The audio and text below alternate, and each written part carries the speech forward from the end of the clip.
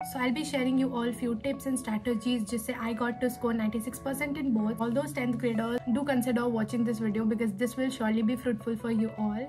Hello everybody, so welcome back to the channel and welcome to yet another video. आज की video थोड़ी सी different होने वाली है। As you saw from the title that this is going to be a 10th board related video. तो if you are not a 10th grader then you may consider skipping this video, but definitely आप लोगों के लिए tomorrow that is a Sunday 1 PM एक बहुत amazing video is going to come, तो वो miss बिल्कुल मत करना। This video is specially for all my juniors जो कि मेरे हर वीडियो पे कॉमेंट कर रहे हैं for making a 10th board related video. As a senior I don't want you all to repeat those mistakes जो मैंने अपने बोर्ड्स के टाइम पे किए थे। आई just checked the date sheet yesterday and I got to know that आज that is 2nd of March आज आप लोगों का साइंस का पेपर था। So I hope that आपका वो एग्जाम अच्छा गया हो। Now the next paper of your is on 7th that is of social studies। मैं उसमें आपकी थोड़ी सी मदद कर सकती हूँ बिकॉज मेरा 10th तक सोशल साइंस बहुत सही था। Even though I took science as my stream, मुझे personally social studies as a subject मुझे बहुत स्कोरिंग लगता था एंड मैं उसमें हमेशा लाइक 10th तक always use to score so good. I thought कि क्यों ना let's just give you a little tips and strategy जो everybody looks for during boards. Let us just begin without wasting any further of your time. Today that is the 2nd of March, you are done with your science paper. Now you have got like total of 4 days. I am shooting this video on 2nd of March and I will be trying my level best कि मैं उसको same day पे डालूँ so that you know you can work accordingly. I'll be basically telling you कि how can you categorize all the things that you have to cover in the subject because social science खुद में एक बहुत vast subject है. It has got like 4 subcategories into it and you have to cover each and everything और हर चीज में इतना ज्यादा इन्फॉर्मेशन होता है that at a point you'll be feeling कि हर चीज हम कैसे याद रखें. So I'll just try to ease that out for you all a little bit. Starting with today, if you are done with taking rest, अगर आपने already rest कर लिया है then well and good. If you haven't then you have just given your exams, तो थोड़ा सा rest करना तो बनता है. So make sure you give that little rest to yourself. So basically today after you are done with taking your rest you just sit down with economics. Now you will be telling कि हमें start करना चाहिए with the thing that we are the worst in, but trust me sit down with any other subject जो कि vast है like history or geography, you won't be able to complete that. But if you sit down with economics आप उसको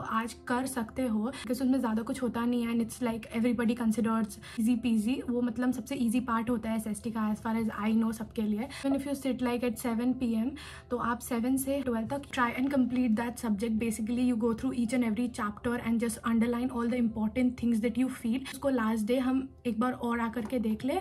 So make sure you underline all those things या फिर highlight कर दो and then try कि आज आप अपना economics खत्म कर लो so that you'll be done with one subject. Then tomorrow that is the 3rd of March I would suggest you all to go with history because history में क्या होता है that there is like a lot of storyline that आपको याद रहेगा even after like 2-3 days. But if you sit down with geography उसमें most of the चीज़ें रहती है memorize करने के लिए and you might forget that like last day आते आते. तो basically I would suggest you all to go with history. आप अगर history लेकर के बैठते हो तो basically you start it from the morning, like जब भी आप उठते हो तब से लेकर के try to do it completely रात तक. history में if I have to give you some tips then please underline करो और highlight करो all those important points.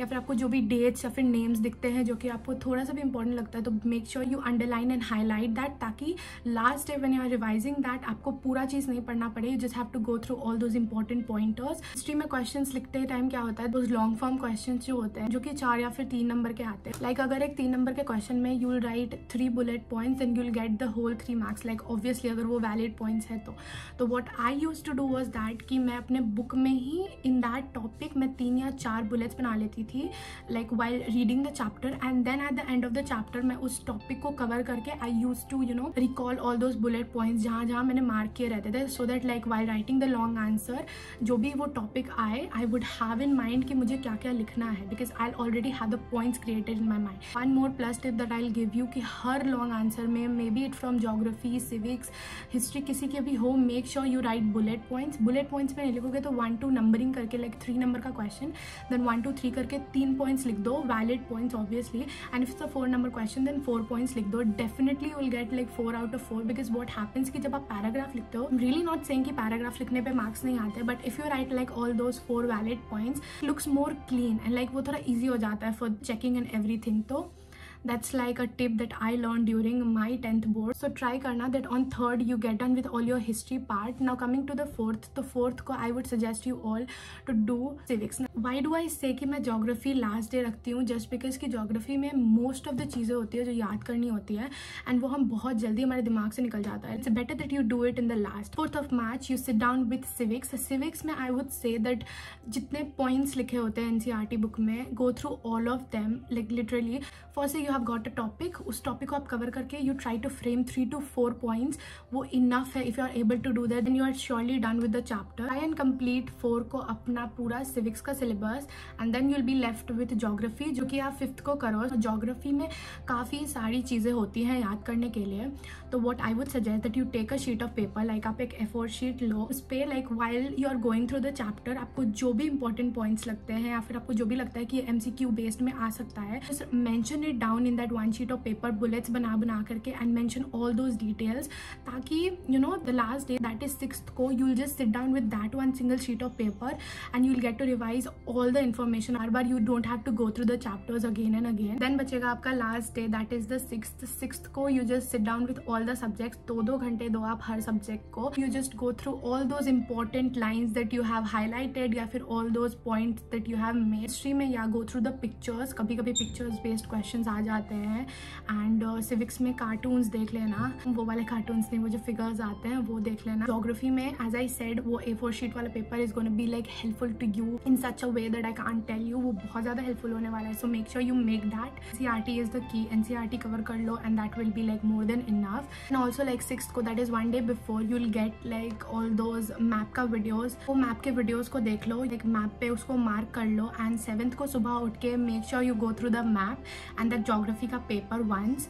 Or like if you haven't seen the pictures in history तो वो भी कर लेना like 7th को morning में. I won't say you कि आप like कुछ ऐसे chapter या फिर कुछ भी लेकर के बैठो या फिर आप एक one shot देख रहे हो रात को, वो सब बिल्कुल मत करना. Because you need to go like very fresh minded exam में, because then आप जितना भी prepare के होगे उसके पहले भी वो भी workout नहीं करेगी. So it's better कि आपने जितना पढ़ा है have that confidence and then just go and rock the exam. So these were all the tips that I had to give you all. मैंने already आपका बहुत ज़्यादा time ले लिया है. So really hope that these tips work for you, and if it does then make sure आप exam के बाद आके comment करो नीचे that yeah it was helpful. Do consider subscribing to this channel because 10th के बाद you will be in the same category, so then we'll relate more. So yeah, make sure you subscribe. Tomorrow, that is a Sunday, एक बहुत interesting, बहुत motivating video आ रही है at 1 PM. Yeah, अच्छे से पढ़ो and I'm damn sure that you are going to rock in the exam. बस कुछ exams बच गए हैं, so make sure you give your best. All my best wishes are with you all. I'll be seeing you very soon. Okay then, bye. Go and study. Bye.